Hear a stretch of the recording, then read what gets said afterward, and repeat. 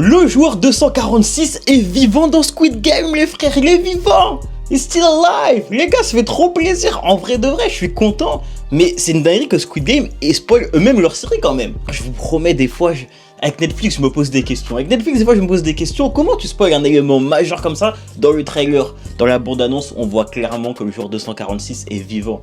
On voit juste un bas de visage, mais on reconnaît clairement que c'est lui, la forme de tête, la barbe de 3 jours, on sait que c'est lui. 246 est vivant et il va sûrement être aidé par la garde, les gars. C'est quasiment sûr. Jusque-là, il n'y a pas tellement de débat. Et en fait, moi, je vous le répète, c'est dommage d'avoir été spoil comme ça dans le trailer. Étant donné que, bon, c'était quand même un élément majeur de la fin de la saison 2. C'était une mort quand même qui était triste.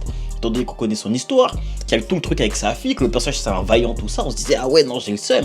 Et moi j'aurais kiffé découvrir ça en série. Tu vois, je vois son apparition, j'aurais crié, j'aurais été trop content.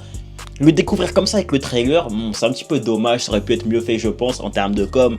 Ah, on aurait pu faire mieux, on va pas se mentir. Malgré tout, on fait la fête, 246 est vivant et sûrement qu'il s'en sortira à la fin de Squid Game, étant donné que bon, s'ils l'ont pas fait mourir à la saison 2, c'est pas pour le faire mourir dans la saison 3, tu vois. Il va revenir, donc c'est vraiment pour survivre, il survivra et retrouvera sa fille, excusez-moi, et peut-être qu'il aura pas mal d'argent pour aider sa fille avec sa maladie, et donc ça c'est archi carré. Franchement, juste un petit peu déçu que ça a été spoil encore une fois, ça aurait pu être mieux fait je pense.